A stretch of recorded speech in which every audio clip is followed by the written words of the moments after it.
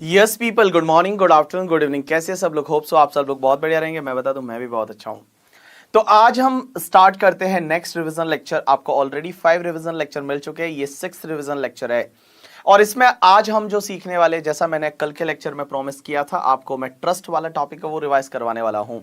तो आज हम सीखेंगे चैरिटेबल रिलीजियस ट्रस्ट से रिलेटेड, एक्रिएटेड इनकम से रिलेटेड। तो देखो, सबसे पहले स्टार्ट करते हैं taxation of the charitable religious trust. एक बात समझना, आप लोगों ने देखा हुआ है कि चैरिटेबल और रिलीजियस ट्रस्ट होता है, उसकी इनकम एग्जेम्प्ट होती है। वो कैसे एग्जेम्प्ट होती है, क्या होती है, वो आज अपन रिवाइज करने वाले हैं। जो चैरिटेबल पर्पस का मतलब है वो मैं आपको लास्ट में रिवाइज करवाऊंगा कि चैरिटेबल पर्पस का मतलब क्या होता है। सबसे पहले मैं आपको एक एक सेक्शन है वो रिवाइज करवाने वाला हूं। सबसे पहली सेक्शन होती है सेक्शन 11.1। 11.1 ये बोलती है कि income derived from property held under trust.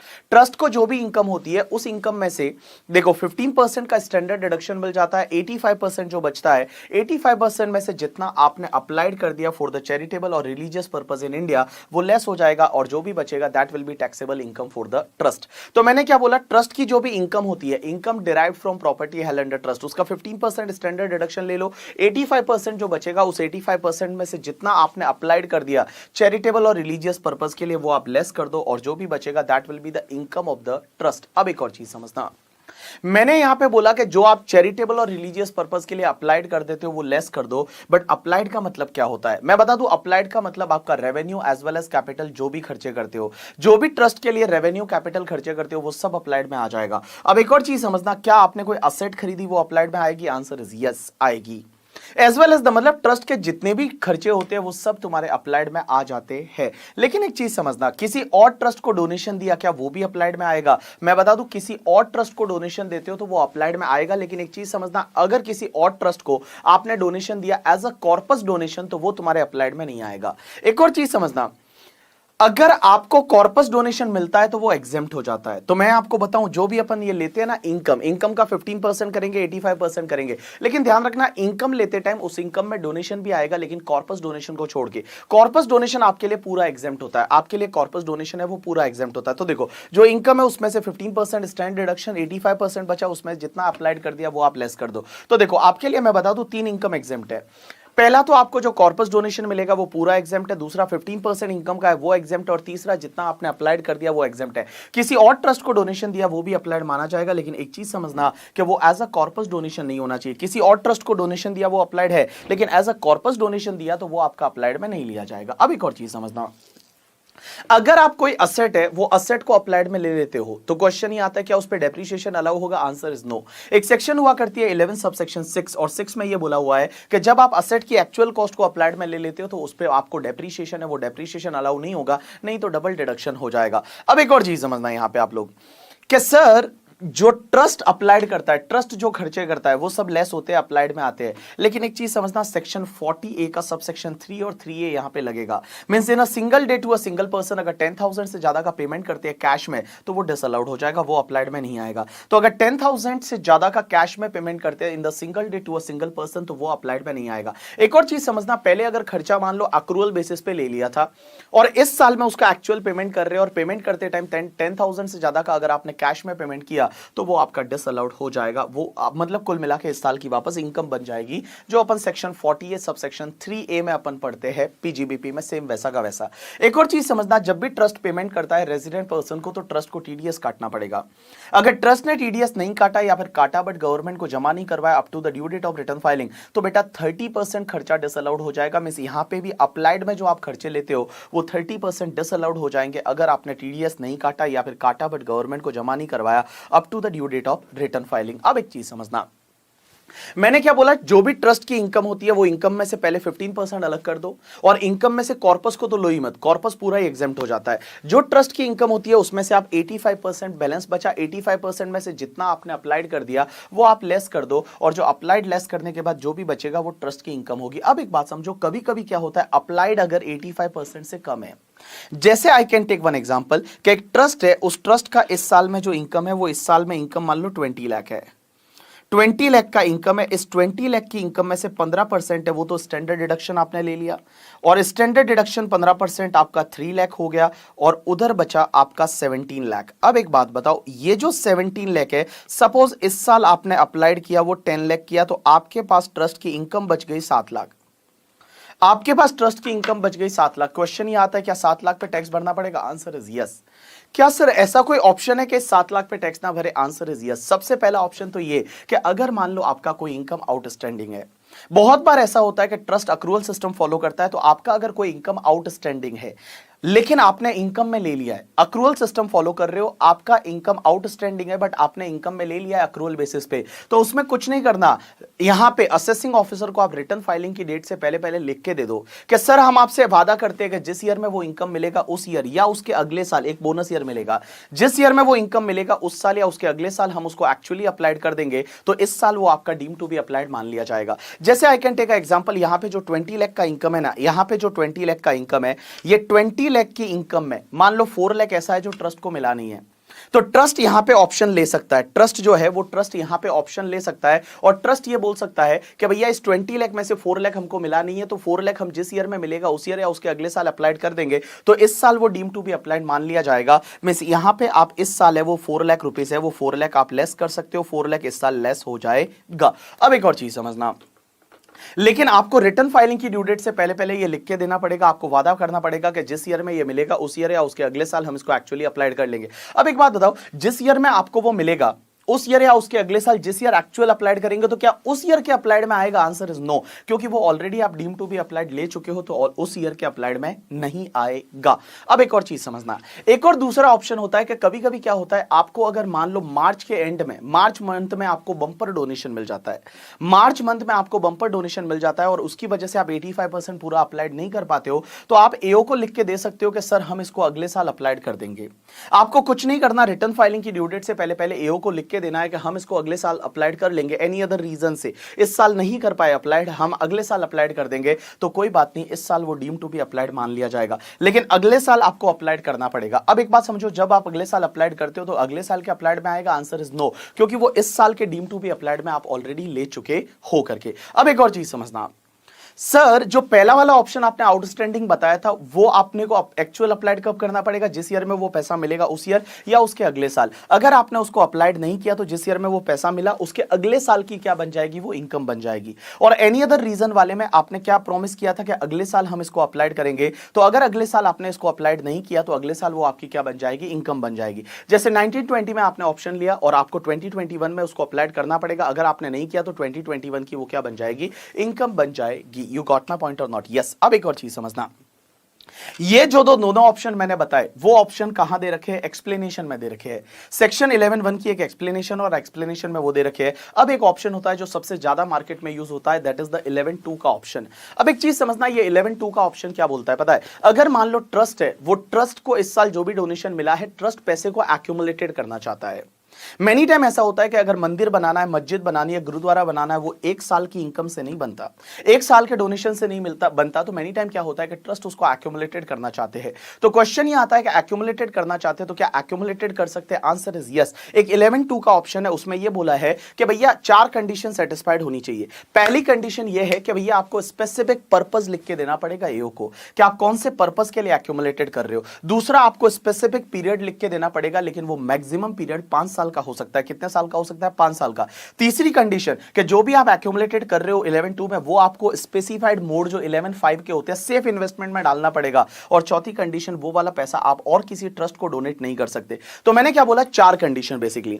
अगर ये 4 कंडीशन सेटिस्फाइड होती है तो आप पैसे को एक्यूमुलेटेड कर सकते हो, इस साल वो डीम टू बी अप्लाइड मान लिया जाएगा, कोई दिक्कत नहीं है। 4 कंडीशन क्या? पहली कंडीशन, आपको स्पेसिफिक पर्पस बताना पड़ेगा, स्पेसिफिक पीरियड बताना पड़ेगा, बट मैक्सिमम पीरियड 5 ईयर्स हो सकता है। क्या 4 साल का पीरियड हो सकता है? Answer is yes. 3 साल का हो सकता है? Answer is yes. 7 साल हो सकता है? Answer is no. 7 साल का नहीं हो सकता, बट मैक्सिमम 5 इयर्स का पीरियड हो सकता है। ठीक है, तो मैंने क्या बोला? स्पेसिफिक पर्पस बताना पड़ेगा, स्पेसिफिक पीरियड बताना पड़ेगा, और उसके बाद वो वाला पैसा किसी और को आप डोनेट नहीं कर सकते। और चौथी कंडीशन ये कि भैया वो पैसे को 11(5) के जो सेफ इन्वेस्टमेंट है उसमें आपको पैसा डालना पड़ेगा। अगर ये कंडीशन सेटिस्फाइड होती है तो इस साल आप उसका डिडक्शन ले सकते हो, लेकिन वो पैसा अब कब तक यूज करना पड़ेगा मैं बताऊं? वो स्पेसिफिक पर्पस के लिए आपको यूज करना पड़ेगा जितने साल के लिए आपने एक्यूमुलेटेड किया है, और +1 बोनस ईयर मिलेगा। जैसे आपने 1920 में 5 इयर्स के लिए एक्यूमुलेटेड किया तो 5 इयर्स अगले साल से काउंट होंगे, दैट इज 5 ईयर जो काउंट होंगे 1920 में आपने एक्यूमुलेटेड किया तो प्रीवियस ईयर 2021 से 5 इयर्स काउंट होंगे। तो बेटा जो 5 इयर्स और उसके साल एक बोनस ईयर, उसके बाद एक बोनस ईयर और मिलेगा, उसके बाद एक बोनस ईयर और मिलेगा, वो बोनस ईयर तक आपको उसको एक्चुअली अप्लाइड करना पड़ेगा। तो जैसे आपने 5 इयर्स के लिए एक्यूमुलेटेड किया है तो आपको 6 ईयर में उसको अप्लाइड करना पड़ेगा, 6th ईयर तक आपको अप्लाइड करना पड़ेगा। अगर आपने 3 इयर्स के लिए एक्यूमुलेटेड किया है तो you will get the 4 years और 4 इयर्स में आपको उसको एक्चुअली अप्लाइड करना पड़ेगा। अब एक चीज समझना, सबसे पहला सेक्शन 11(3) ये बोलता है कि वायलेशन हो जाता है। अगर 11(2) का वायलेशन कब हो सकता है? 4 केसेस में। पहला, अगर उसको किसी अदर पर्पस के लिए आपने यूज कर दिया, अगर आपने किसी गलत पर्पस के लिए यूज किया तो जिस ईयर में आपने यूज किया वापस आपकी क्या बन जाएगी? वो इनकम बन जाएगी। दूसरा, अगर आपने उसको स्पेसिफिक टाइम +1 बोनस ईयर जो मिला था उसमें आपने उसको अप्लाइड नहीं किया, उसको यूज नहीं किया स्पेसिफिक पर्पस के लिए, तो जो +1 जो बोनस ईयर मिल रहा है ना उस ईयर में वो आपकी क्या बन जाएगी? इनकम बन जाएगी। मतलब आपने 5 इयर्स के लिए एक्यूमुलेटेड किया था तो आपको 6 इयर्स तक उसको यूज करना है। अगर 6th ईयर में तक आपने यूज नहीं किया तो 6th ईयर की वो क्या बन जाएगी? आपकी इनकम बन जाएगी। तीसरा पॉइंट ये बोलता है कि भैया अगर मान लो उस पैसे को आपने किसी को डोनेट कर दिया, वो जो पैसा है वो पैसे को आपने किसी को डोनेट किया, दूसरे ट्रस्ट को डोनेट कर दिया, तो जिस ईयर में डोनेट किया उस ईयर में वो आपकी इनकम बन जाएगी। और बेटा एक पॉइंट ये बोलता है कि अगर उस पैसे में को 11(5) के मोड्स में नहीं रखा, आपने कहीं वायलेशन कर दिया, 11(5) को छोड़ के किसी मोड में डाल दिया, तो उस जिस ईयर में आपने 11(5) को छोड़ के किसी मोड में डाला उस ईयर में वो आपकी क्या बन जाएगी? इनकम बन जाएगी। अब एक और चीज समझना, एक सेक्शन 13(9) ये बोलती है कि अगर आपको 11(2) का एग्जेम्पशन चाहिए, अगर आपको 11(2) का एग्जेम्पशन चाहिए तो आपको 2 कंडीशन सेटिस्फाइड करनी पड़ेगी। पहली कंडीशन तो ये कि भैया आपको रिटर्न फाइलिंग की ड्यू डेट से पहले पहले लिख के देना पड़ेगा। जो भी असेसिंग ऑफिसर है ना, उस असेसिंग ऑफिसर को आपको रिटर्न फाइलिंग की ड्यू डेट से पहले पहले लिख के देना पड़ेगा। जो रिटर्न फाइलिंग की ड्यू डेट है उससे पहले पहले आपको एओ को लिख के देना पड़ेगा। और दूसरी कंडीशन यह है कि उस साल का रिटर्न भी आपको टाइम पे फाइल करना पड़ेगा। अगर 11(2) का एग्जेम्पशन चाहिए तो आपको दोनों कंडीशन सेटिस्फाइड करनी पड़ेगी। पहली कंडीशन तो आपको एओ को लिख के देना पड़ेगा up to the due date of return filing, और उस साल का रिटर्न भी आपको टाइम पे फाइल करना पड़ेगा। अगर दोनों में से अगर एक भी गलती हुई तो उस साल आपको 11(2) का एग्जेम्पशन नहीं मिलेगा। उसके बाद नेक्स्ट सेक्शन ये आता है 11(4) और 4A कि सर अगर कोई ट्रस्ट है वो अगर बिजनेस और प्रोफेशन करता है, मतलब कोई बिजनेस एक्टिविटी करता है, तो क्या बिजनेस पे भी 11(12) का एग्जेम्पशन मिलेगा क्या? जो बिजनेस होता है वो बिजनेस का इनकम भी 85% और 15% और वो सब अप्लाइड और वो सब होगा क्या?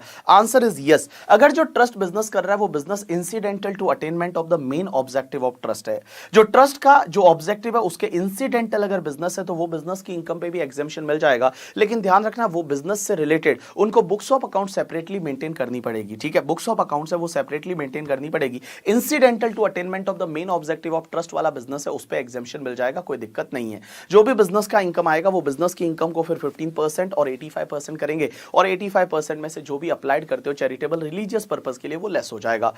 अब एक और चीज समझना, अगर असेसिंग ऑफिसर ने बिजनेस की इनकम निकालते टाइम अगर बिजनेस की इनकम को बढ़ा दिया, जैसे मान लो I can take one example, ISKCON temple वाले हैं वो बुक्स का बिजनेस करते हैं। अब एक बात समझना, उन्होंने क्या किया, बुक्स की बिजनेस की जो इनकम आ रही थी वो 50 लाख थी, उस पर एग्जेम्पशन ले लिया। बट एओ ने क्या किया, जब उसकी इनकम देख रहा था तो एओ ने उसकी इनकम को बढ़ा दिया, मतलब 50 लाख से 70 लाख कर दिया एओ ने। तो जितनी इनकम बढ़ाई ना उसके सामने आप कोई भी एग्जेम्पशन नहीं ले सकते। मींस जितनी इनकम बढ़ाई, जैसे 50 लाख उन्होंने इनकम बताई थी, जो इस्कॉन टेंपल की गीता की बुक्स का बिजनेस था उसका 50 लाख इनकम था, एओ ने उसको 70 कर दिया, तो बेटा 20 लाख पे ट्रस्ट को टैक्स भरना पड़ेगा। ये 20 लाख ये माना जाएगा कि ये 20 लाख आपने चैरिटेबल रिलीजियस पर्पस के लिए यूज नहीं किया है, और ये 20 लाख है वो आपके लिए टैक्सेबल इनकम बन जाएगी। अब एक और चीज समझना, सेक्शन 11(7) ये बोलता है कि अगर कोई भी चैरिटेबल ट्रस्ट और रिलीजियस ट्रस्ट है वो अगर 11-12 का एग्जेम्पशन लेते हैं तो इनको 10 की सीरीज की कोई एग्जेम्पशन नहीं मिलेगी। जो 10 की सीरीज मतलब जैसे डिविडेंड एग्जेम्प्ट होता है या यूटीआई म्यूचुअल फंड से जो इनकम होती है वो 1035 में एग्जेम्प्ट होती है, तो ये सब 10 की सीरीज की कोई एग्जेम्पशन नहीं मिलेगी अगर ट्रस्ट 11-12 का एग्जेम्पशन लेता है। लेकिन इसके 2 एक्सेप्शन है, 10(1) मिलेगा और 1023C मिलेगा। 10(1) का मतलब होता है एग्रीकल्चर इनकम, तो अगर कोई ट्रस्ट है वो एग्रीकल्चर एक्टिविटी भी करता है तो एग्रीकल्चर एक्टिविटी पे सीधा 10(1) में एग्जेम्पशन लेगा, और बाकी वाली इनकम है उस पर 11-12 में एग्जेम्पशन लेगा। लेकिन ये 1034 या 1035 वगैरह की एग्जेम्पशन नहीं ले सकते। तो मैं आपको यह बोलूं कि अगर कोई ट्रस्ट है वो 11-12 का एग्जेम्पशन लेता है तो 10 की सीरीज की कोई एग्जेम्पशन नहीं ले सकता, लेकिन इसके 2 एक्सेप्शन होंगे। इसके दो एक्सेप्शन होंगे। पहला एक्सेप्शन तो कौन सा पता है? पहला एक्सेप्शन तो यहां पे कौन सा पता है?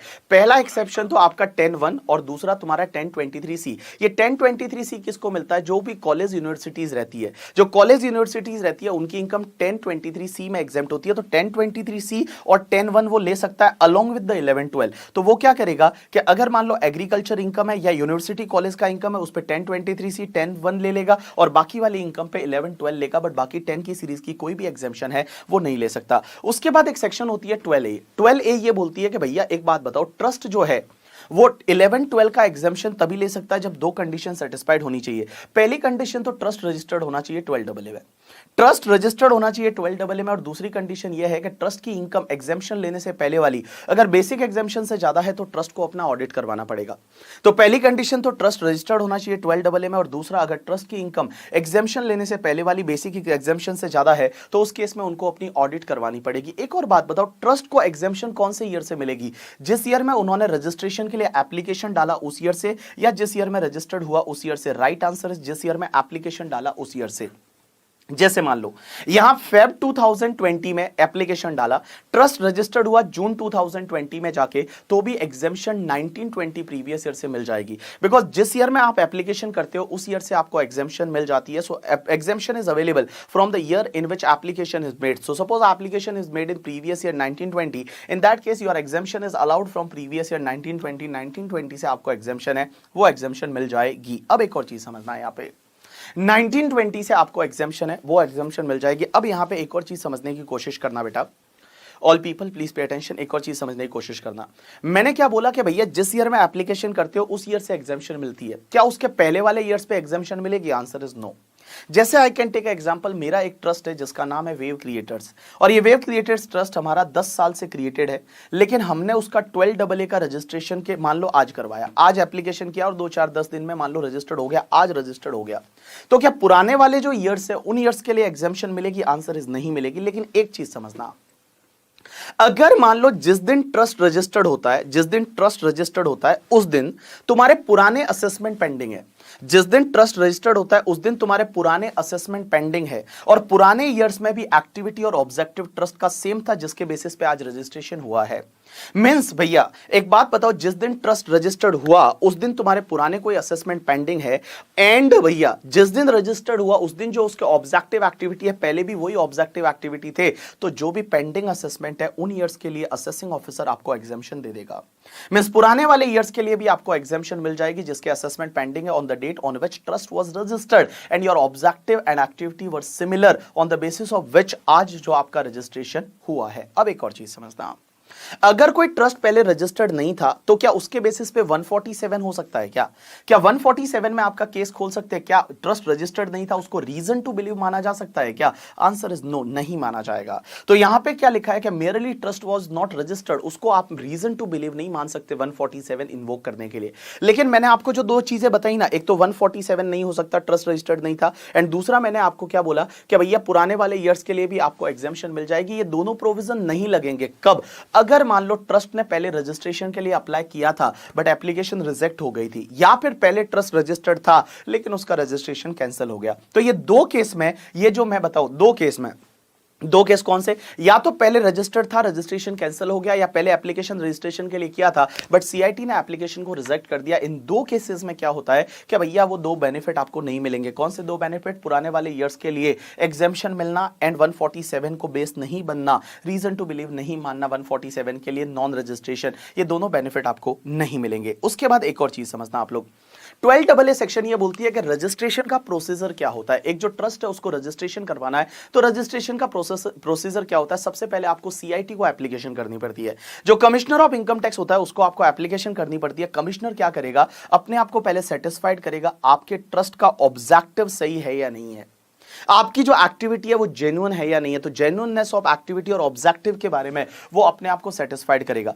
इस बार से इन्होंने एक और अमेंडमेंट किया कि उसको वो भी देखना पड़ेगा कि आप जो अदर लॉ को कंप्लाई कर रहे हो नहीं। मान लो ट्रस्ट पे जो दूसरे लॉ लगते हैं जैसे जीएसटी लॉ या मान लो दूसरे लॉ लगते हैं, वो दूसरे लॉ को वो ट्रस्ट कंप्लाई कर रहा है नहीं। अगर वो सब कंप्लाई कर रहा है अपने आप को सेटिस्फाइड करेगा और उसके बाद उसको रजिस्ट्रेशन देगा। अब सीआईटी के पास पावर है कि सीआईटी रजिस्ट्रेशन दे भी सकता है, रजिस्ट्रेशन रिजेक्ट भी कर सकता है, लेकिन उसको ऑर्डर पास करना पड़ेगा पड़ेगा रजिस्टर्ड करने का या रजिस्ट्रेशन एप्लीकेशन को रिजेक्ट करने का। सर ये कब तक करना पड़ेगा, इसका कोई टाइम लिमिट है? देखो इसका टाइम लिमिट है, like CIT appeal has to pass the order for registration or refusing the registration within 6 months from the end of the month in which application was made। मतलब भैया जिस महीने में आपने एप्लीकेशन किया था उस महीने के एंड से 6 महीने के अंदर अंदर आइदर भैया रजिस्टर्ड करना पड़ेगा या फिर रिफ्यूज करना पड़ेगा, आइदर रजिस्टर्ड करना पड़ेगा या रिफ्यूज करना पड़ेगा। लेकिन एक चीज समझना, अगर मान लो रजिस्ट्रेशन दे दिया बट आगे जाके CIT को पता चलता है कि ट्रस्ट की एक्टिविटी जेन्युइन नहीं है, या जो ट्रस्ट है वो ट्रस्ट एक्टिविटी कर रहा है वो अपने ऑब्जेक्टिव के हिसाब से नहीं कर रहा,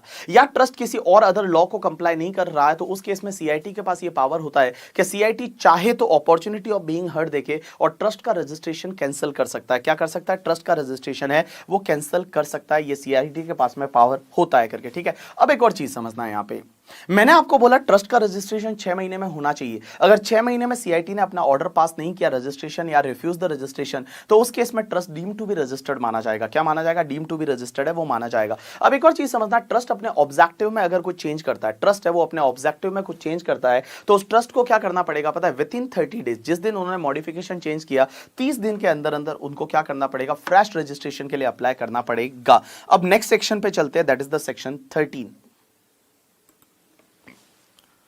अब एक बात समझना, एक सेक्शन हुआ करती है 13(1). 13(1) ये बोलती है क्या 4 केस ऐसे हैं जिसके केस में क्या होगा कि आपके ट्रस्ट को 11-12 का एग्जेम्पशन नहीं मिलेगा और ट्रस्ट की इनकम MMR से टैक्सेबल हो जाएगी। कितने केस? 4 केस। कौन कौन से? सबसे पहले अगर जो भी ट्रस्ट है वो तुम्हारे प्राइवेट रिलीजियस पर्पस के लिए, अगर आप मान लो आपने ऐसा कोई मंदिर वाला ट्रस्ट बनाया जिसमें आप बोलते हो आप और आपके घर वाले ही दर्शन कर पाएंगे और कोई नहीं कर पाएगा, it is called private religious purpose, तो उस केस में वो ट्रस्ट को 11-12 का एग्जेम्पशन विड्रॉ हो जाएगा, उसको एग्जेम्पशन नहीं मिलेगा। दूसरा, अगर कोई भी ट्रस्ट है वो ट्रस्ट किसी स्पेसिफिक कास्ट, कम्युनिटी, रिलीजन के लिए है, अगर कोई भी मान लो ऐसा ट्रस्ट है जो स्पेसिफिक कास्ट, कम्युनिटी या रिलीजन के लिए, हिंदू के लिए, मुस्लिम के लिए वगैरह, या फिर स्पेसिफिक कास्ट के लिए अगर कोई भी ट्रस्ट बनाया जाता है तो उसको 11-12 का एग्जामिशन नहीं मिलेगा। अब एक और चीज समझना, लेकिन अगर कोई भी ट्रस्ट है वो किसी विडोज के लिए बनाया जाता है, गर्ल्स के लिए बनाया जाता है, गर्ल चाइल्ड के लिए बनाया जाता है, या फिर पत्नी से परेशान पति लोगों के लिए बनाया जाता है, तो उस केस में ये स्पेसिफिक कास्ट, कम्युनिटी, रिलीजन नहीं माना जाएगा। उसके बाद में एक और चीज समझना, अगर ट्रस्ट का पैसा या ट्रस्ट का असेट है वो ट्रस्टी वगैरह के लिए यूज किया तो उस केस में ट्रस्ट की एग्जेम्पशन विड्रॉ हो जाएगी।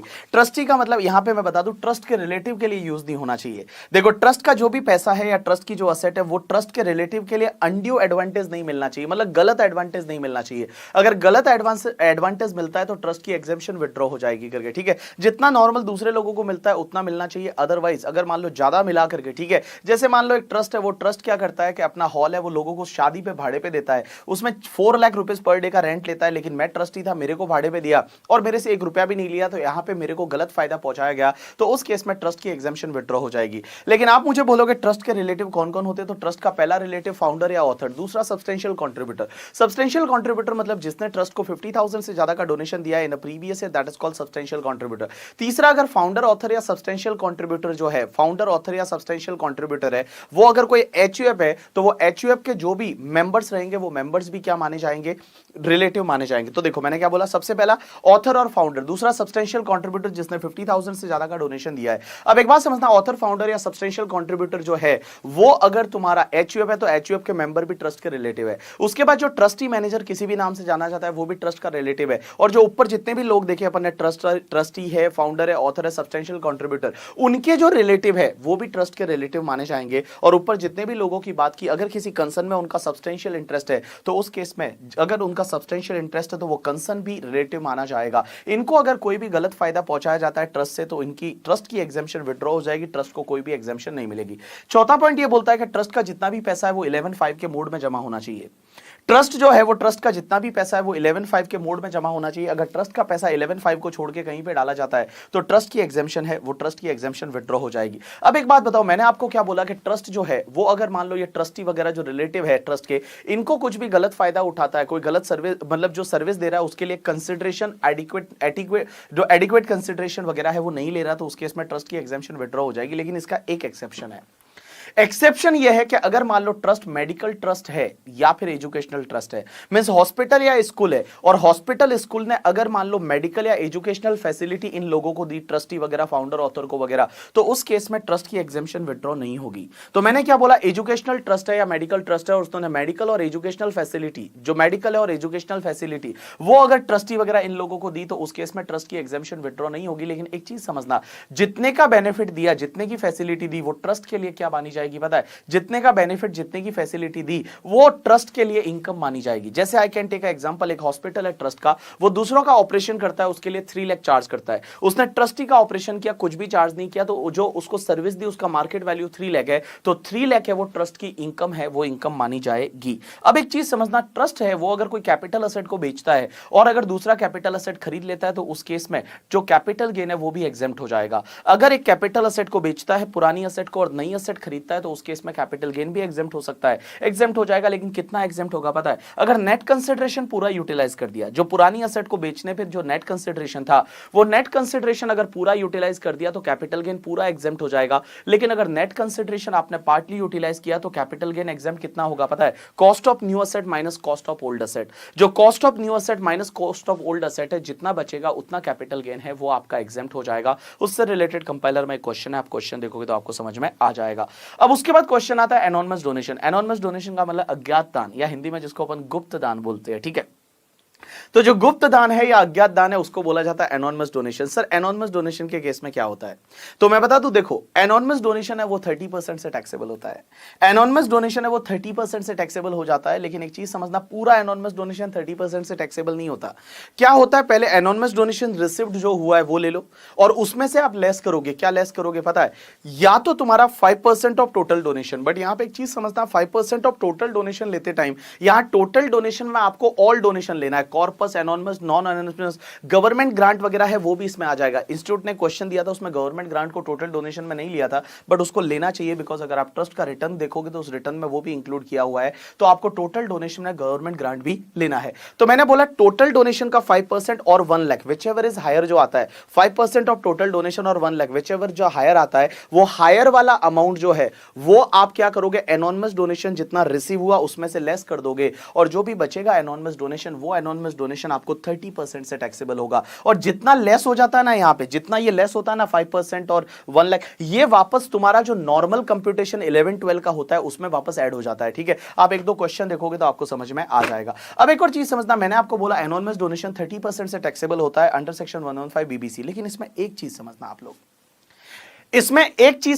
लोग, एक चीज समझना यहां पे क्या है कि ये एनोनिमस डोनेशन 30% से टैक्सेबल होता है, ये सिर्फ चैरिटेबल ट्रस्ट के लिए होगा। अगर रिलीजियस ट्रस्ट है, मंदिर मस्जिद वाले हैं, तो उस पे 115 बीबीसी नहीं लगेगा। जो रिलीजियस ट्रस्ट होता है उनका एनोनिमस डोनेशन 11-12 में ही जाएगा। लेकिन अगर चैरिटेबल ट्रस्ट है तो उनका एनोनिमस डोनेशन है वो 115 बीबीसी में आएगा। लेकिन आप मुझे बोलोगे अगर ट्रस्ट चैरिटेबल रिलीजियस दोनों तो है, तो अगर मंदिर भी है उसका स्कूल भी है, तो उस केस में क्या होगा? तो यहां पे लॉ मेकर्स ये बोलते हैं कि अगर जो भी educational institution, that is school और हॉस्पिटल, जो स्कूल और हॉस्पिटल के टूवर्ड्स जो एनोनिमस डोनेशन मिला, जो स्कूल और हॉस्पिटल के टूवर्ड्स जो एनोनिमस डोनेशन मिला है करके, ठीक है, उस पे 115 बीबीसी लगेगा। बट बाकी वाला जो भी मंदिर के टूवर्ड्स वगैरह जो एनोनिमस डोनेशन मिला है उस पे 115 बीबीसी नहीं लगेगा, वो 11-12 में ही जाएगा। तो मैंने क्या बोला, देखो बेटा, एनोनिमस डोनेशन जो भी आपको रिसीव होता है उसमें से आप लेस करोगे 5% ऑफ टोटल डोनेशन और 1 लाख, व्हिचएवर इज हायर जो आएगा वो इसमें से लेस करोगे, जो बचेगा वो 30% से टैक्सेबल होगा। और जितना लेस किया वो नॉर्मल रेट वाले में जाएगा, वो नॉर्मल रेट वाले स्टेटमेंट में जाएगा।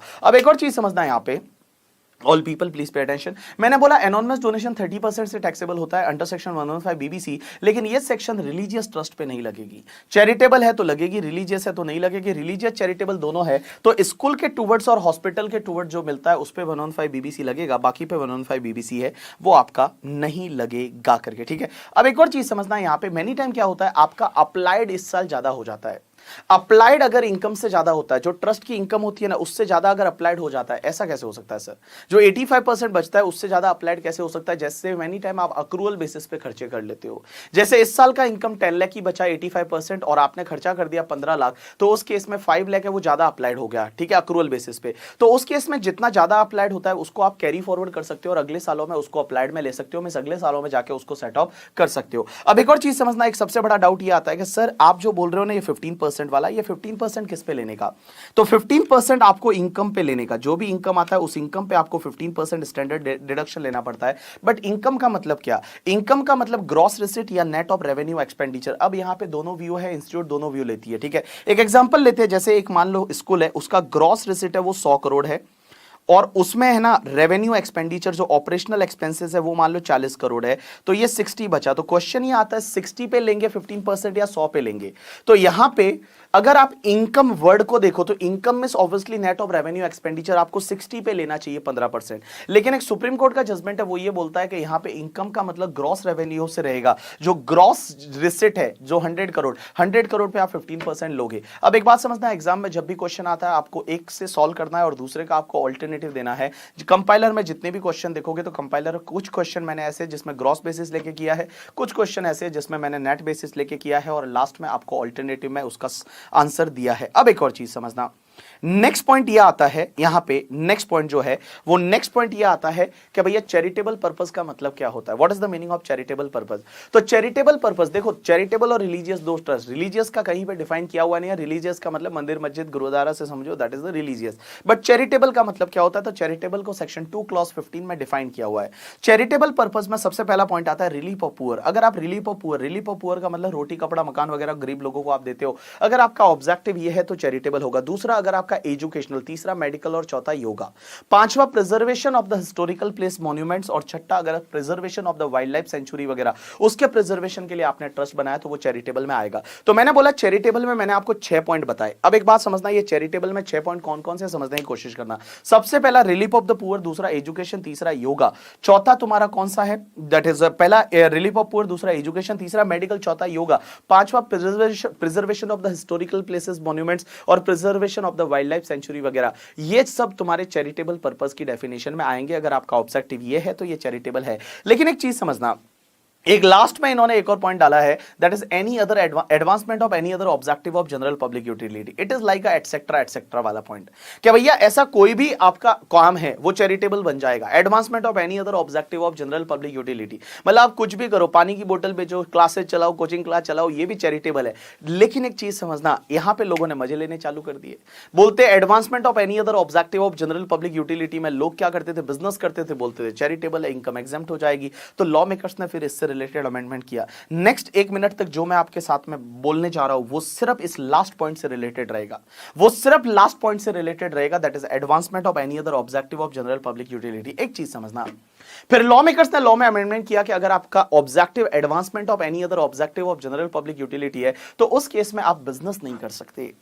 Advancement of any other objective of general public utility में आप बिजनेस नहीं कर सकते। लेकिन एक चीज समझना, अगर आप बिजनेस करते हो और वो बिजनेस का ग्रॉस रिसिट आपकी टोटल ग्रॉस रिसिट से, बिजनेस का ग्रॉस रिसिट आपकी टोटल ग्रॉस रिसिट के 20% से ज्यादा नहीं है, मींस बिजनेस का ग्रॉस रिसिट जो है वो तुम्हारी टोटल ग्रॉस रिसिट के 20% से ज्यादा नहीं है तो चलेगा, वो चैरिटेबल माना जाएगा। जैसे ट्रस्ट का टोटल ग्रॉस रिसिट है वो 100 करोड़ है, बिजनेस का ग्रॉस रिसिट 18 करोड़ है, चलेगा, ये चैरिटेबल ट्रस्ट है। लेकिन मान लो अगर वो 100 करोड़ है, ये 20 करोड़ है, तो भी चैरिटेबल माना जाएगा। अगर टोटल ग्रॉस रिसिट 100 करोड़ है, ये 22 करोड़ है, तो उस केस में ये चैरिटेबल ट्रस्ट नहीं है, इस साल उसको कोई भी एग्जेम्पशन नहीं मिलेगी। लेकिन क्वेश्चन ये आता है कि अगर बिजनेस का ग्रॉस रिसिट 20 करोड़ से ज्यादा हो गया तो क्या यहां पे 20% से ज्यादा हो गया टोटल ग्रॉस रिसिट के से, तो क्या यहां कमिश्नर को रजिस्ट्रेशन कैंसिल करना पड़ेगा? Answer is no, there is no need to cancel the registration. आपको रजिस्ट्रेशन कैंसिल करने की जरूरत नहीं है। अगर अगले साल वापस ये कम होता है, अगले साल जो है ये अगर कम होता है तो अगले साल वो चैरिटेबल ट्रस्ट माना जाएगा, अगले साल उसको एग्जेम्पशन मिल जाएगी।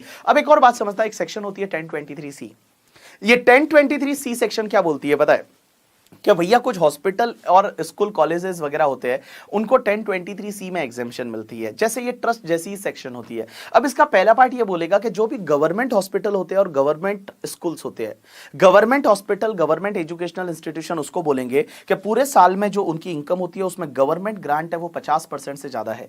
मतलब जो भी स्कूल या हॉस्पिटल है उसका जो टोटल रिसिट है उसमें गवर्नमेंट ग्रांट 50% से ज्यादा है, उसको गवर्नमेंट हॉस्पिटल या गवर्नमेंट स्कूल्स बोलेंगे। तो जो गवर्नमेंट हॉस्पिटल, गवर्नमेंट स्कूल जिसका जो मेन पर्पस है वो एजुकेशनल या मेडिकल रिलीफ देना है, उनकी इनकम पूरी एग्जेम्प्ट है, कुछ भी अप्लाइड नहीं करना, कुछ नहीं, पूरी इनकम जो हुई वो इनकम पूरी एग्जेम्प्ट है। दूसरा एक चीज समझना, अगर कोई भी गवर्नमेंट नहीं है, अदर वाला। अगर कोई भी एजुकेशनल इंस्टीट्यूशन या फिर मेडिकल इंस्टीट्यूशन है, मेडिकल हॉस्पिटल है या एजुकेशनल इंस्टीट्यूशन है, और जिनका मेन पर्पस एजुकेशन या मेडिकल रिलीफ देना है, और पूरे साल में मिला के उनका जो ग्रॉस रिसिट है वो 1 करोड़ से ज्यादा नहीं है। मैंने क्या बोला? कोई एजुकेशनल कॉलेज या फिर कोई हॉस्पिटल्स वगैरह है और उसका जो ग्रॉस रिसिट पूरे साल का मिला के अगर 1 करोड़ से ज्यादा का नहीं है तो उसकी इनकम पूरी एग्जेम्प्ट है। तो एग्जामिनर आपको क्वेश्चन कैसे देगा? एक बड़ा क्वेश्चन देगा ट्रस्ट का, और उसमें दे देगा कि ट्रस्ट का एक इंजीनियरिंग कॉलेज है जिसका ग्रॉस रिसिट 90 लाख है और उसकी इनकम 10 लाख है, पूरी एग्जेम्प्ट है, आपको कुछ भी करने की जरूरत नहीं है। तो देखो बेटा, 2 पॉइंट मैंने बताया, एक तो गवर्नमेंट हॉस्पिटल, गवर्नमेंट स्कूल है, उसकी इनकम पूरी एग्जेम्प्ट है। दूसरा, अगर कोई भी एजुकेशनल इंस्टीट्यूशन हॉस्पिटल है और उसका ग्रॉस रिसिट जो है वो 1 करोड़ से ज्यादा का नहीं है और उसका मेन पर्पस एजुकेशनल या मेडिकल रिलीफ देना है, तो उसकी इनकम भी पूरी एग्जेम्प्ट है, आपको कुछ करने की जरूरत नहीं। तीसरा ये बोलता है कि अगर कोई भी एजुकेशनल इंस्टीट्यूशन है, फंड है, ट्रस्ट है, हॉस्पिटल है, वो अगर मान लो ऊपर जो 2 पॉइंट थे उसमें कवर नहीं होता है और उनको कुछ एग्जेम्पशन चाहिए तो उनको 1023C का अप्रूवल लेना पड़ता है। देखो, बाकी लोग हैं उनको अप्रूवल लेना पड़ेगा 1023C का, तब उनकी इनकम एग्जेम्प्ट होगी, लेकिन ये अप्रूवल के लिए आपको अप्लाई करना पड़ेगा 30 सितंबर ऑफ द असेसमेंट ईयर। मतलब प्रीवियस ईयर के लिए अगर आपको एग्जेम्पशन चाहिए तो 30 सितंबर ऑफ असेसमेंट ईयर तक आपको अप्लाई करना पड़ेगा 1023C के लिए, तो आपको जो कमिश्नर है वो एग्जेम्पशन दे सकता है। लेकिन ये जो 1023C की ये वाली जो लास्ट वाले के लिए जो एग्जेम्पशन रहेगी ना, ये एग्जेम्पशन 11-12 जैसी ही रहेगी। मींस इसमें भी वही कंडीशन है कि 15% आप सेट असाइड करो, 85% में से जितना आप अप्लाइड करो एंड ऑल, वो सब कंडीशंस है, वो सब लग जाएगी। अब एक और बात समझना, नेक्स्ट सेक्शन और next topic that is the accreted income वाला टॉपिक, और जिसको अपन एग्जिट टैक्स बोलते हैं। एक बात बताओ, पहले ये डाउट आता था कि अगर कोई भी ट्रस्ट है वो मान लो 20 ईयर से एग्जेम्पशन ले रहा है, 20 ईयर से वो एग्जेम्पशन ले रहा है, 20 ईयर से उसकी इनकम एग्जेम्प्ट है, मजे कर रहा है, इस साल उसने कुछ वायलेशन कर दिया और सीआईटी ने क्या किया, उसका रजिस्ट्रेशन कैंसिल कर दिया। अगर सीआईटी ने उसका रजिस्ट्रेशन इस साल कैंसिल किया तो उसके केस में क्या होगा मैं बताऊं। अगर सीआईटी ने इस साल रजिस्ट्रेशन कैंसिल किया तो इस साल से एग्जेम्पशन नहीं मिलेगी, बट पहले तो मिल गई करके, ठीक है, पहले तो मिल गई। तो लॉ मेकर्स ने बोला ऐसा कैसे? लॉ मेकर्स ने ऐसे प्रोविजन डाले और ऐसे प्रोविजन डाल के उन्होंने बोला कि हम कुछ ऐसा करेंगे जिसमें आपकी रूह कांप जाएगी करके, ठीक है। तो इन्होंने एक सेक्शन डाली 115TD, और ये 115TD बड़ी खतरनाक सेक्शन है। ये बोलती है कि 3 केस ऐसे है, 3 केस, देखो मेरी तरफ देखो, 3 केस ऐसे है जिसमें ट्रस्ट की जो एक्रिएटेड इनकम है ना, एक्रिएटेड इनकम का मतलब जितनी आज ट्रस्ट के पास असेट पड़ी है, जितनी आज ट्रस्ट के पास असेट पड़ी है, उसकी जो फेयर मार्केट वैल्यू रहेगी ना, उस फेयर मार्केट वैल्यू पे हम सीधा एमएमआर से टैक्स ले लेंगे। मैंने क्या बोला, समझने की कोशिश करना। मैंने बोला कि एक सेक्शन होती है 115TD, और 115TD ये बोलती है कि ट्रस्ट की जितनी भी एक्रिएटेड इनकम है, एक्रिएटेड इनकम का मतलब जो टोटल असेट की वैल्यू, आज जितनी असेट बनाई है लास्ट के 20 साल में, आज जो असेट बनाई है, जितनी असेट बनाई है, वो असेट माइनस जो लायबिलिटी करने के बाद जो भी बचेगा उस पे सीधा हम एमएमआर की रेट से टैक्स लेंगे। लेकिन एक चीज समझना, यहां एमएमआर 34.944% रहेगा। जितनी बाकी जगह आपने एमएमआर देखा, बाकी जगह जहां जहां आपने एमएमआर देखा वहां पे हर जगह 42 पॉइंट समथिंग होता है, क्योंकि 30% प्लस आपका क्या रहता है उसमें 37% हाईएस्ट सरचार्ज इंडिविजुअल एचयूएफ वाला, और प्लस 4% करके 42 पॉइंट समथिंग आता है, अप्रोक्स 43% के करीब आता है। लेकिन ये ऐसा पहला केस है जहां एमएमआर जो रहेगा ना वो 34.944% रहेगा। आप ऐसा कैसे बोल रहे हो? देखो, जो अपना गवर्नमेंट का जो फाइनेंस बजट आता है, बिल आता है, उस बिल में और उसके बाद में जो एक्ट बनता है उसमें ही लिखा हुआ है कि ये डिस्ट्रीब्यूटेड इनकम माना जाएगा। ये जो है ना, ये डिस्ट्रीब्यूटेड इनकम पे टैक्स जैसे माना जाएगा। जैसे डिविडेंड डिस्ट्रीब्यूशन टैक्स में अपन सरचार्ज कितना लेते हैं, 12%, तो यहां पे भी बोला है आपको 12% ही सरचार्ज लेना है, तो आपका 34.944% है वो यहां एमएमआर का रेट रहेगा। तो देखो बेटा, मैंने क्या बोला, all people please pay attention. मैंने बोला 3 केस ऐसे है जिसमें ट्रस्ट की जो एक्रिएटेड इनकम रहेगी ना, एक्रिएटेड इनकम इस टोटल जो असेट रहेगी ना, उस असेट पे हम एमएमआर की रेट से टैक्स लगा देंगे। ये 3 केस कौन कौन से?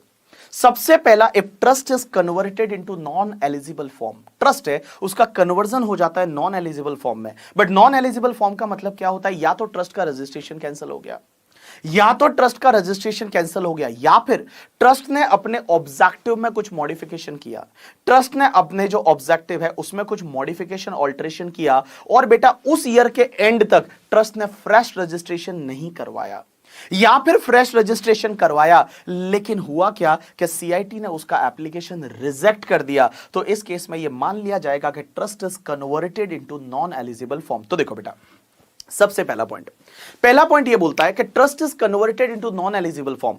बट ये कब माना जाएगा trust is converted into non eligible form? दो केस में। सबसे पहला, अगर ट्रस्ट का रजिस्ट्रेशन कैंसिल हो जाता है या फिर ट्रस्ट का कुछ ऑब्जेक्टिव में उसने मॉडिफिकेशन ऑल्टरेशन किया और उस साल उन्होंने फ्रेश रजिस्ट्रेशन के लिए अप्लाई नहीं किया, या फिर फ्रेश रजिस्ट्रेशन के लिए अप्लाई किया था लेकिन सीआईटी ने उसका एप्लीकेशन क्या कर दिया? रिजेक्ट कर दिया। दूसरा केस, अगर ट्रस्ट का किसी दूसरे ट्रस्ट के साथ मर्जर हो जाता है और वो ट्रस्ट का जो है वो सिमिलर ऑब्जेक्ट नहीं है और वो रजिस्टर्ड नहीं है, अगर किसी नॉन एलिजिबल ट्रस्ट के साथ मर्जर हो जाता है, मींस किसी ऐसे ट्रस्ट के साथ मर्जर हो जाता है जो रजिस्टर्ड नहीं है और उसका जो है क्या बोलते हैं ऑब्जेक्टिव सेम नहीं है, उसके साथ मर्जर हो जाता है तो। और तीसरा, अगर ट्रस्ट का डिसोल्यूशन हो जाता है। अब एक चीज समझना, जब भी ट्रस्ट का डिसोल्यूशन होता है तो ट्रस्ट को क्या करना पड़ता है पता है? डिसोल्यूशन के मंथ के एंड से, जिस मंथ में डिसोल्यूशन हुआ उस मंथ के एंड से नेक्स्ट 12 मंथ के अंदर अंदर जो भी ट्रस्ट की एसेट होती है वो दूसरे ट्रस्ट को बांटनी पड़ती है, मींस दूसरे ट्रस्ट को डिस्ट्रीब्यूट करनी पड़ती है डिसोल्यूशन के केस में। तो अगर मान लो 12 मंथ एक्सपायर हो गया और तब तक वो एसेट अगर दूसरे ट्रस्ट को, दूसरे जो रजिस्टर्ड ट्रस्ट या इंस्टीट्यूशन जो होती है 1023C में, उनको बांटनी पड़ती है। अगर उन्होंने नहीं बांटा तो ट्रस्ट की एक्रिएटेड इनकम पे एमएमआर की रेट से टैक्स लग जाएगा। It is called exit tax. तो देखो बेटा, मैंने क्या बोला? All people please pay attention. मैंने बोला 3 केस ऐसे हैं, मैं थोड़ा धीरे पढ़ा रहा हूं, रिवाइज करवा रहा हूं, बट ये एक्चुअली बहुत जरूरी है इसके लिए। 3 केस ऐसे हैं जिसमें ट्रस्ट की एक्रिएटेड इनकम जो रहेगी, जो असेट की फेयर मार्केट वैल्यू रहेगी, उस पे एमएमआर की रेट से टैक्स लग जाएगा। अब एक बात समझना, ये 3 केस कौन कौन से? सबसे पहले, trust is converted into non eligible form. Non eligible form में ट्रस्ट का रजिस्ट्रेशन कैंसिल हो जाना, या उस साल उन्होंने क्या किया, अपने जो भी ऑब्जेक्टिव है उसमें मॉडिफिकेशन ऑल्टरेशन किया और उस साल फ्रेश रजिस्ट्रेशन नहीं करवाया, या फिर उन्होंने फ्रेश रजिस्ट्रेशन के लिए अप्लाई किया लेकिन उन्होंने सीआईटी ने उसका एप्लीकेशन रिजेक्ट कर दिया, या फिर वो किसी और ट्रस्ट के साथ मर्जर हो जाता है जो कि उसका ऑब्जेक्टिव सेम नहीं है और रजिस्टर्ड नहीं है, या फिर वो क्या करते हैं पता है? डिसोल्यूशन के मंथ के एंड से 12 मंथ के अंदर वो असेट किसी दूसरे रजिस्टर्ड ट्रस्ट को नहीं बांटते, तो उस केस में क्या होगा कि ट्रस्ट की जो भी एक्रिएटेड इनकम है उस पे एमएमआर की रेट से टैक्स लग जाएगा। अब आप मुझे बार बार बोल रहे हो एक्रिएटेड इनकम, एक्रिएटेड इनकम। एक्रिएटेड इनकम का मतलब होता क्या है? तो मैं बता दूं, एक्रिएटेड इनकम का मतलब यहां पे होता है कि एफएमवी ऑफ द असेट ले लो और माइनस लायबिलिटी लेस कर दो। एफएमवी ऑफ द असेट और माइनस लायबिलिटी को लेस कर दो। आज ट्रस्ट के पास जितनी असेट है उसकी फेयर मार्केट वैल्यू निकालो और उसमें से लायबिलिटी लेस कर दो, जो बचेगा दैट इज कॉल्ड एक्रिएटेड इनकम, उस पे एमएमआर की रेट से टैक्स भर दो। अब आप मुझे बोलोगे सर असेट में कौन सी असेट लेनी है? मैं बता दूं, आप बैलेंस शीट में जो असेट दे रखी है सबकी फेयर मार्केट वैल्यू निकालो। जो भी असेट है वो सब असेट आपको लेने का है, लेकिन इसमें एक चीज ध्यान रखना आप लोग, एक चीज ध्यान रखना, असेट जब आप लेते हो तो 3 असेट को नहीं लेना है। पहला तो अगर कोई असेट है वो एग्रीकल्चर इनकम से एक्वायर किया था, अगर कोई असेट ट्रस्ट ने एग्रीकल्चर इनकम से एक्वायर किया था, एक बात बताओ, अगर ट्रस्ट ने एग्रीकल्चर इनकम से एक्वायर किया था वो असेट को क्यों छुड़वा रहे हैं? क्योंकि अगर ट्रस्ट 12AA का रजिस्ट्रेशन नहीं भी होता तो भी एग्रीकल्चर इनकम तो एग्जेम्प्ट होती है उसके लिए। तो अगर कोई असेट ऐसी है जो एग्रीकल्चर इनकम से एक्वायर की थी, वो असेट को आपको नहीं लेना। दूसरा लॉ मेकर्स ये बोलते हैं कि अगर कोई भी असेट है वो असेट ट्रस्ट ने खरीदी थी जिस दिन ट्रस्ट क्रिएट हुआ था उस दिन से लेके, और जिस दिन उसके लिए 12AA का रजिस्ट्रेशन इफेक्टिव हुआ उस दिन से पहले तक जो भी असेट उसने एक्वायर की थी वो असेट को भी छोड़ दो। बड़ी सिंपल सी बात है। एक बात बताओ, हमारा ट्रस्ट जो वेव क्रिएटर है वो लास्ट 10 साल से है, लेकिन रजिस्ट्रेशन आज हुआ। तो मैं बताऊं, पिछले साल तक तो हम टैक्स भरते थे, पिछले साल तक रजिस्टर्ड 12AA में नहीं था तो हम क्या करते थे? टैक्स भरते थे। तो पिछले साल तक जितनी भी असेट एक्वायर की होगी उनको आप हटा दो, क्योंकि वो वाली इनकम से एक्वायर की होगी जिस पे आपने टैक्स भरा। लेकिन एक बात बताऊं, अभी थोड़े टाइम पहले मैंने आपको बताया था कि भैया अगर मान लो असेसमेंट पेंडिंग है तो पुराने वाले ईयर्स पे भी एग्जेम्पशन मिल जाएगी। अगर पुराने वाले ईयर्स पे एग्जेम्पशन मिल चुकी है तो फिर उन ईयर्स में जो असेट एक्वायर की थी वो वाली यहां पे एक्रिएटेड इनकम में कंसिडर करेंगे, वो वाली इन एक्रिएटेड इनकम में कंसिडर करेंगे। और तीसरा, अगर कोई असेट है वो डिसोल्यूशन के मंथ के एंड से 12 मंथ के अंदर आपने किसी दूसरे ट्रस्ट या इंस्टीट्यूशन 1023C वालों को बांट दिया है तो वो आपको यहां पे कंसीडर करने की जरूरत नहीं है। तो मैंने क्या बोला, देखो बेटा, आप एक काम करो, वैल्यूएशन डेट को असेट की फेयर मार्केट वैल्यू निकालो, माइनस लायबिलिटी लेस करो, जो भी बचेगा उस पे एक्रिएटेड इनकम से टैक्स लगाओ। अब एक चीज समझना, यहां पे असेट में आपको 3 असेट नहीं लेनी है। कौन सी 3 असेट नहीं लेनी है? पहली चीज तो ये कि अगर असेट एग्रीकल्चर इनकम से एक्वायर किया था, दूसरा ट्रस्ट क्रिएट हुआ उस दिन से लेके और जिस दिन 12AA का रजिस्ट्रेशन इफेक्टिव हुआ था उससे पहले तक आपने एक्वायर किया था उसको छोड़ दो, और दूसरा तीसरा मैंने आपको बोला कि अगर डिसोल्यूशन के मंथ के एंड से 12 मंथ के अंदर अंदर जो आपने दूसरे ट्रस्ट को बांट दी, वो असेट को भी आप क्या कर दो, एक्सक्लूड कर दो। लेकिन एक चीज समझना सर, आप बोल रहे हो वैल्यूएशन, ये वैल्यूएशन कौन सी डेट को करना है भाई? फेयर मार्केट वैल्यू वगैरह आपको निकालना है, ये कौन सी डेट को निकालना है, इसका डेट क्या रहेगा? तो मैं बताऊं आपको, देखो वैल्यूएशन डेट क्या रहेगी। सबसे पहला, अगर trust is converted into non eligible form, means trust का रजिस्ट्रेशन कैंसिल हो जाता है। अगर रजिस्ट्रेशन कैंसिल हुआ तो कैंसिलेशन का डेट, अगर मॉडिफिकेशन ऑल्ट्रेशन हुआ तो मॉडिफिकेशन ऑल्ट्रेशन का डेट, अगर मर्जर हुआ तो मर्जर का डेट, और डिसोल्यूशन हुआ तो डिसोल्यूशन का डेट। ये तुम्हारी वैल्यूएशन डेट रहेगी, इस दिन आपको ये सब करना पड़ेगा। अब एक और बात समझना, ये एक्रिएटेड इनकम पे जो भी टैक्स रहेगा ये ट्रस्ट को 14 डेज में पे करना पड़ेगा। जो ट्रस्ट है वो ट्रस्ट को 14 डेज में पे करना पड़ेगा। 14 डेज है वो 14 डेज में पे करना पड़ेगा। लेकिन आप मुझे ये बोलोगे ये 14 डेज कहां से काउंट होंगे, तो समझने की कोशिश करना ये 14 डेज कहां से काउंट होंगे। All people please pay attention. सबसे पहला, अगर ट्रस्ट का रजिस्ट्रेशन कैंसिल हो गया तो ट्रस्ट है वो आईटेट में अपील में जा सकता था। ट्रस्ट का रजिस्ट्रेशन कैंसिल हुआ, ट्रस्ट आईटेट में अपील में जा सकता था। अपील में जाने का टाइम लिमिट होता है 60 डेज। अगर वो 60 डेज एक्सपायर हो गए, ट्रस्ट ने एप्लीकेशन नहीं किया आईटेट में, अपील नहीं किया, तो जैसे ही वो 60 डेज कंप्लीट हो गए उसके बाद से 14 डेज के अंदर अंदर ये टैक्स भरना पड़ेगा। दूसरा, अगर ट्रस्ट मान लो आईटेट में अपील में चला गया तो आगे से जो अपीलेट अथॉरिटी है उसका कैंसलेशन का कंफर्मेशन का ऑर्डर मिला एसएससी को। एसएससी को कंफर्मेशन का ऑर्डर मिला कि आपका तो रजिस्ट्रेशन कैंसिल होना ही चाहिए था। तो जिस दिन कंफर्मेशन का ऑर्डर मिला उसके बाद के 14 डेज के अंदर अंदर आप ये टैक्स भर दो। अगर मॉडिफिकेशन ऑल्ट्रेशन का केस है और मान लो उस ईयर में आपको फ्रेश रजिस्ट्रेशन के लिए अप्लाई करना पड़ता था, अगर आपने उस ईयर में फ्रेश रजिस्ट्रेशन के लिए अप्लाई नहीं किया तो वह जैसे ही वो ईयर कंप्लीट होगा उसके बाद के 14 डेज के अंदर अंदर आपको टैक्स भरना पड़ेगा। जैसे ही वो ईयर कंप्लीट होगा, वो कंप्लीट होने के बाद 14 डेज के अंदर अंदर आपको गवर्नमेंट को टैक्स भरना पड़ेगा। विद इन 14 डेज आपको गवर्नमेंट को टैक्स भरना पड़ेगा। वो ईयर कंप्लीट हुआ और आपने फ्रेश रजिस्ट्रेशन के लिए अप्लाई नहीं किया तो वो जैसे ईयर कंप्लीट हुआ उसके बाद के 14 डेज में भरना पड़ेगा। अगर मान लो आपने फ्रेश रजिस्ट्रेशन के लिए अप्लाई किया था और आपकी एप्लीकेशन रिजेक्ट हो गई तो रिजेक्शन के अगेंस्ट आप आईटेट में अपील में जा सकते थे।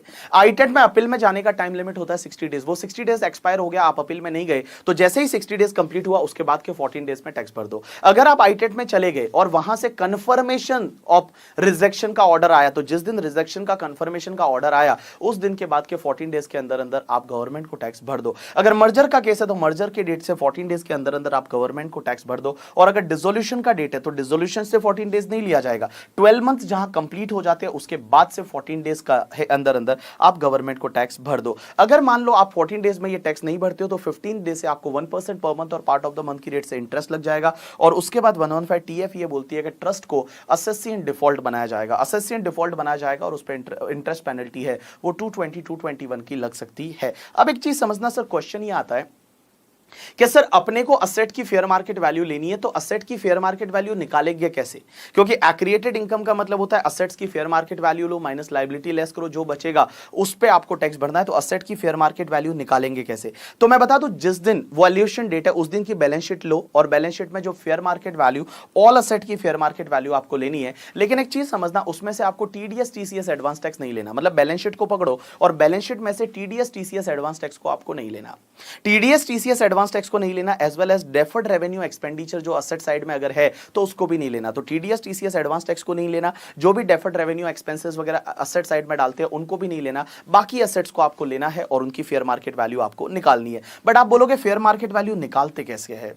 तो फेयर मार्केट वैल्यू निकालने के लिए सबसे पहले अगर मान लो वो शेयर्स एंड सिक्योरिटी है, मींस ट्रस्ट के पास शेयर एंड सिक्योरिटी है, तो ट्रस्ट के पास में शेयर एंड सिक्योरिटी है। सबसे पहले अगर मान लो वो कोटेड शेयर एंड सिक्योरिटी है, कोटेड का मतलब होता है लिस्टेड करके, ठीक है। अगर लिस्टेड है तो उस केस में आप एक काम करो कि जिस दिन वैल्यूएशन डेट है उस दिन का जो भी हाईएस्ट और लोएस्ट उसका कोट है उसका एवरेज ले लो। तो average of the highest and lowest quote, जैसे हाईएस्ट 70 था, लोएस्ट 60 था, तो आप 65 है, 65 को ले लो। लेकिन आप बोलोगे वैल्यूएशन डेट जिस दिन को अपन वैल्यू निकाल रहे हैं उस दिन ट्रेडिंग हुआ ही नहीं, तो उसके पिछले कौन से दिन ट्रेडिंग हुआ था, उसके पिछले कौन से दिन ट्रेडिंग हुआ था उस दिन का आप एवरेज ले लो। अब एक और चीज समझना, यहां अनकोटेड इक्विटी शेयर है, उसके केस में क्या होगा वो अपन थोड़ी देर बाद अपन देखते हैं। उसके बाद में मान लो तुम्हारा अनकोटेड कोई सिक्योरिटी है बट वो इक्विटी शेयर को छोड़ गया, अनकोटेड है, तो उसके केस में आप एक काम करो, एफएमवी निकाल दो, एनआरवी निकाल दो as per the valuation report of the merchant banker और अकाउंटेंट। मींस अकाउंटेंट या मर्चेंट बैंकर से आप क्या करो, अनकोटेड जो सिक्योरिटी है उसकी आप क्या निकाल दो, एफएमवी निकाल दो। अब एक और चीज समझना, अगर इमूवेबल प्रॉपर्टी है, ट्रस्ट के पास इमूवेबल प्रॉपर्टी है, तो उसमें क्या करने का कि जो भी वैल्यूएशन डेट को स्टैंप ड्यूटी वैल्यू है और तुम्हारा एनआरवी है whichever is higher, means stamp duty value और NRV whichever is higher करके, ठीक है। एनी अदर असेट के केस में आप क्या करोगे एनआरवी और FMV on the valuation date, means any other asset के केस में आपको एनआरवी लेना है। अब एक और चीज समझना, अगर ट्रस्ट के पास में किसी जो ट्रस्ट है वो ट्रस्ट के पास में किसी प्राइवेट लिमिटेड कंपनी के शेयर है तो उसकी वैल्यू कैसे निकालोगे? तो आप प्राइवेट लिमिटेड कंपनी जो है पहले उसकी बैलेंस शीट को पकड़ लो और बैलेंस शीट की असेट जो है वो असेट्स पहले ले लो और माइनस लायबिलिटी कर दो, वो उसकी प्राइवेट लिमिटेड कंपनी का नेटवर्थ आ जाएगा, divide by total paid up share capital कितना है और मल्टीप्लाई बाय ट्रस्ट के पास पेड अप शेयर कैपिटल कितना है, तो वो तुम्हारे इक्विटी शेयर जो अनकोटेड इक्विटी शेयर है, अनलिस्टेड इक्विटी शेयर है, उसकी वैल्यू आ जाएगी। लेकिन ध्यान रखना, वो प्राइवेट लिमिटेड की बैलेंस शीट को जब आप पकड़ते हो तो उसमें आपको असेट लेते टाइम एक चीज ध्यान रखना, असेट्स की बुक वैल्यू लेनी है, ठीक है, असेट की बुक वैल्यू लेनी है और किसी किसी की मार्केट वैल्यू लेनी है। बुक वैल्यू लेनी है कुछ असेट की, लेकिन एक चीज समझना, बुक वैल्यू असेट की लेते टाइम भी आप वही चीजें नहीं लोगे, एडवांस टैक्स टीडीएस और टीसीएस है वो आप नहीं लोगे असेट साइड में, ठीक है, उसके बाद डेफर्ड एक्सपेंडिचर है वो भी नहीं लोगे करके, ठीक है। और असेट में कुछ असेट की फेयर मार्केट वैल्यू लेनी है, जैसे जो भी तुम्हारा बुलियन ज्वेलरी है, प्रीसियस स्टोन है, आर्टिस्टिक वर्क है, शेयर सिक्योरिटी, इमूवेबल प्रॉपर्टी है, उनकी आपको फेयर मार्केट वैल्यू लेनी है। तो आप प्राइवेट लिमिटेड कंपनी उसकी बैलेंस शीट लो, उसकी सब असेट लो, एडवांस टैक्स टीडीएस टीसीएस को छोड़ दो, डेफर्ड रेवेन्यू एक्सपेंडिचर को छोड़ दो, बाकी की आप बुक वैल्यू लोगे, लेकिन जो भी इमूवेबल प्रॉपर्टी है, शेयर सिक्योरिटी है करके, ठीक है, और तुम्हारा jewellery, drawing, painting, sculpture, archaeological collection, any other work of art है एंड इमूवेबल प्रॉपर्टी है, इनके लिए आपको फेयर मार्केट वैल्यू निकालनी है इस रूल के हिसाब से ही, ठीक है। और उसके बाद आप लायबिलिटीज की बुक वैल्यू ले लो, लेकिन एक चीज समझना, लायबिलिटीज लेते टाइम आपको पेड अप शेयर कैपिटल है वो नहीं लेना है, जो भी तुम्हारा रिजर्व एंड सरप्लस है उसको नहीं लेना है, प्रोविजन फॉर टैक्सेशन है उसको आपको नहीं लेना है, अनसर्टेन लायबिलिटीज का प्रोविजन है उसको भी आपको नहीं लेना है, कंटीजेंट लायबिलिटीज वगैरह है वो आपको नहीं लेना है, ठीक है। अब इतना कोई डिटेल में आपको आएगा नहीं कि ट्रस्ट के पास किसी प्राइवेट लिमिटेड कंपनी का शेयर है और वो प्राइवेट लिमिटेड कंपनी जो है वो प्राइवेट लिमिटेड कंपनी के शेयर की वैल्यू आप निकालो, इतना आएगा नहीं, बट इस रूल में ऐसा दे रखा है। अब एक और चीज समझना, जब ट्रस्ट की अपन लायबिलिटी लेते हैं, देखो असेट की अपने को फेयर मार्केट वैल्यू लेनी है, ठीक है, और फेयर मार्केट वैल्यू के लिए मैंने क्या बताया, जैसे इमूवेबल प्रॉपर्टी पकड़ो, एनआरवी और तुम्हारा SDV whichever is higher. अगर मैं लिस्टेड शेयर की बात करूं तो average of the highest and lowest on the valuation date करके, ठीक है। बट भैया लिस्टेड शेयर एंड सिक्योरिटी में अगर उस दिन ट्रेडिंग नहीं हुई तो उसके पिछले जिस दिन ट्रेडिंग हुई थी उस दिन का आप एवरेज ले लोगे, ठीक है।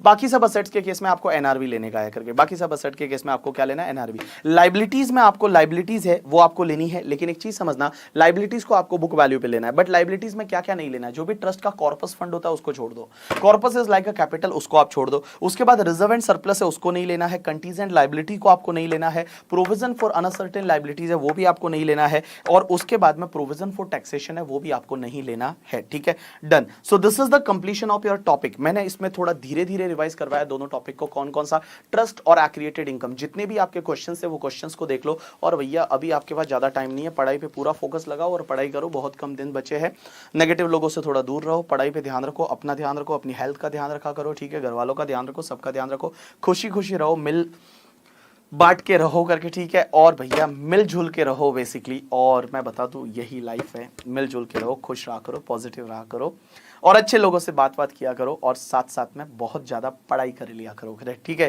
बिकॉज यहाँ पे पढ़ाई का कोई भी ऑल्टरनेटिव नहीं है, सीए बनने के लिए पढ़ना पड़ेगा, पढ़ाई का कोई ऑल्टरनेटिव नहीं है, देयर इज नो शॉर्टकट करके, ठीक है, कोई शॉर्टकट नहीं है भैया सीए बनने का। और सीए बनने के बाद मैं बता दूं लाइफ बहुत अच्छी है, ये मैं सच बता रहा हूँ, बहुत अच्छा पैसे कमाओगे, उड़ाओगे, मस्त करके मजे करोगे, और वो सब सीए बनने के बाद ही हो सकता है, ठीक है। तो पहले ये डिग्री लानी है, और ये डिग्री ला लो, क्योंकि ये डिग्री अगर आ गई ना मजा आ जाएगा लाइफ में, सच बता रहा हूँ, मजा आ जाएगा, ठीक है। चलो थैंक्स अ लॉट पीपल, आज के लिए इतना बहुत है।